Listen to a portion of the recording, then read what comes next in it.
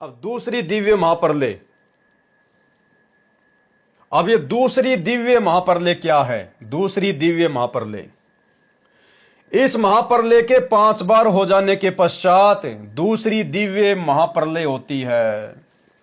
यानी जो पहली दिव्य महाप्रलय है जिसमें अक्षर पुरुष के 100 युग बीत जाते हैं और ब्रह्मलोक में सबसे ऊपर वाले किस ब्रह्मांड में काल अपने ही महाशिव रूप में 100 बार जन्मता मरता है, तो ऐसी ऐसी प्रथम दिव्य महाप्रलय 5 बार हो जाने पर फिर दूसरी दिव्य महाप्रलय होती है।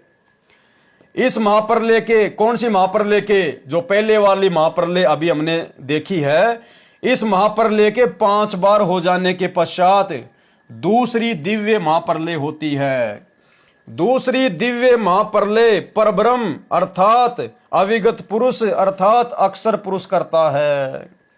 दूसरी दिव्य महाप्रलय कौन करता है? अक्षर पुरुष करता है, क्योंकि दूसरी दिव्य महाप्रलय में काल भी मर जाता है, दुर्गा भी मर जाती है।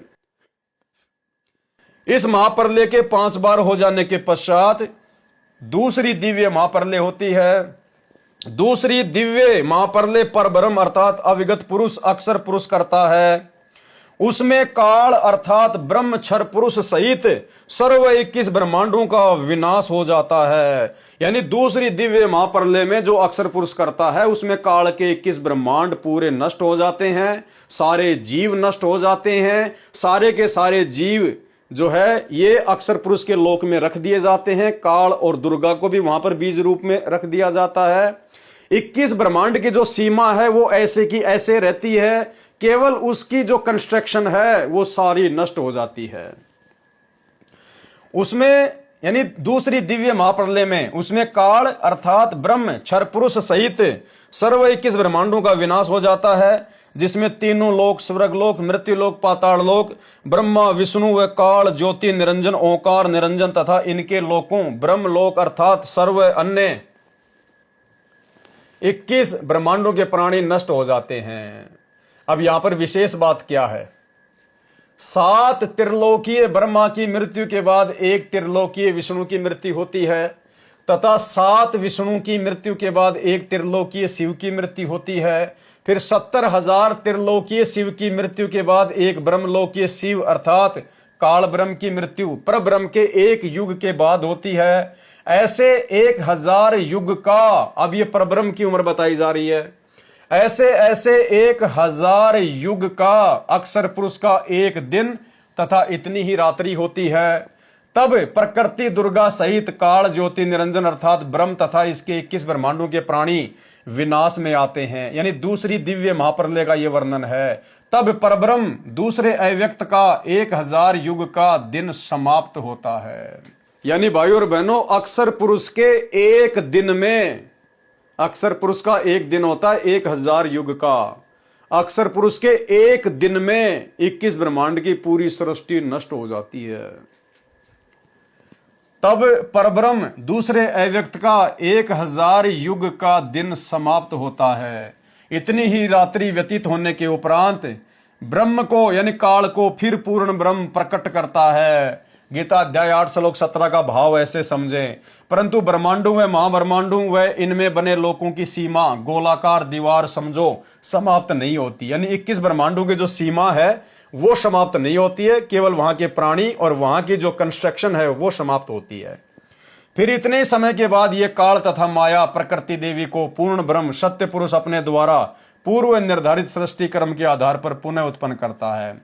फिर कबीर परमात्मा सतगुरु रामपाल जी काल और दुर्गा को फिर से युवा रूप में प्रकट करते हैं 21 ब्रह्मांड में, और फिर से उनकी सृष्टि धीरे धीरे शुरू होती है। तथा सर्व प्राणी जो काल के कैदी अर्थात बंदी हैं, उनको उनके कर्माधार पर शरीरों में सृष्टि क्रम नियम से रचता है, तथा लगता है कि परब्रह्म रच रहा है। यहां पर गीता अध्याय 15 का श्लोक 17 याद रखना चाहिए, जिसमें कहा है कि उत्तम प्रभु तो कोई और ही है जो वास्तव में अविनाशी ईश्वर है, जो तीनों लोकों में प्रवेश करके सर्व का धारण पोषण करता है। तथा गीता अध्याय 18 श्लोक 61 में कहा है कि अंतर्यामी ईश्वर सर्व प्राणियों को यंत्र मशीन के सदृश से कर्माधार पर घुमाता है तथा प्रत्येक प्राणी के हृदय में स्थित है। गीता के पाठकों को फिर भ्रम होगा कि गीता अध्याय 15 के श्लोक 15 में काल ब्रह्म कहता है कि मैं सर्व प्राणियों के हृदय में स्थित हूं तथा सर्व ज्ञान, अपोहन व वेदों को प्रदान करने वाला हूं। हृदय कमल में काल भगवान महापार्वती, दुर्गा सहित महाशिव रूप में रहता है तथा पूर्ण परमात्मा भी जीव आत्मा के साथ अभेद रूप में रहता है, जैसे वायु रहती है गंध के साथ। दोनों का अभेद संबंध है, परंतु कुछ गुणों का अंतर है। गीता अध्याय 2 के श्लोक 17 व 21 में भी विस्तृत विवरण है। इस प्रकार पूर्ण ब्रह्म भी प्रत्येक प्राणी के हृदय में जीव आत्मा के साथ में रहता है। जैसे सूर्य दूर स्थान पर होते हुए भी उसकी उष्णता व प्रकाश का प्रभाव प्रत्येक प्राणी में अभेद है, तथा जीव आत्मा का स्थान भी हृदय में ही है। विशेष एक महाब्रह्मांड जो 5 महाब्रह्मांडों का समूह है, उसका विनाश परब्रह्म के 100 वर्ष के उपरांत होता है। इतने ही वर्षों तक एक महाब्रह्मांड में प्रलय रहती है। काल अर्थात ब्रह्म ज्योति निरंजन को तो ऐसे जानो जैसे गर्मियों के मौसम में राजस्थान, हरियाणा आदि क्षेत्रों में वायु का एक स्तंभ जैसा मिट्टी युक्त वायु आसमान में बहुत ऊंचे तक दिखाई देता है, जिसको हम लोग देसी भाषा में कहते थे बबूलिया। बबूलिया जैसे किसी ने गेहूं की फसल काटी, उसके बाद में हवा आती थी, यूं गोल गोल गोल गोल घूमती थी। गेहूं के जो होते थे वो डंठल वगैरह या और जो मिट्टी विट्टी होती थी उसको साथ में लेके ऐसे घूमती थी, जैसे आप लोग ये साइक्लोन वगैरह देखते हो। तो परमात्मा कह रहे हैं काल अर्थात परब्रह्म ज्योति निरंजन तो ऐसा जानो जैसे गर्मियों के मौसम में राजस्थान, हरियाणा आदि क्षेत्रों में वायु का एक स्तंभ जैसा मिट्टी युक्त वायु आसमान में बहुत ऊंचे तक दिखाई देता है तथा चक्कर लगाता हुआ चलता है, जो अस्थायी होता है, परंतु गंध तो वायु के साथ अभेद रूप में है। इसी प्रकार जीव आत्मा तथा परमात्मा का सूक्ष्म संबंध समझें। ऐसे ही सर्व प्रलय तथा महाप्रलय के कर्म को पूर्ण परमात्मा सत्य पुरुष कबीर देव सतगुरु रामपाल जी से ही होना निश्चित समझें। 1000 युग जो परब्रह्म की रात्रि है, उसके समाप्त होने पर काल ज्योति निरंजन सृष्टि फिर से सत्य पुरुष कबीर देव की शब्द शक्ति से बनाए समय के विधान अनुसार प्रारंभ होती है। अक्षर पुरुष पूर्ण ब्रह्म सत्य पुरुष के आदेश से काल ज्योति निरंजन व माया प्रकृति अर्थात दुर्गा को सर्व प्राणियों सहित काल के 21 ब्रह्मांड में भेज देता है तथा पूर्ण ब्रह्म के बनाए विधान अनुसार सर्व ब्रह्मांडों में अन्य रचना प्रभु कबीर जी की कृपा से हो जाती है।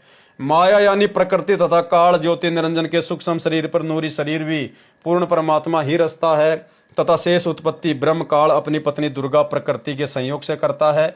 शेष स्थान निरंजन 5 तत्व के आधार से रचता है। फिर काल ज्योति निरंजन अर्थात ब्रह्म की सृष्टि प्रारंभ होती है। इस प्रकार यह परब्रह्म दूसरा रचता है।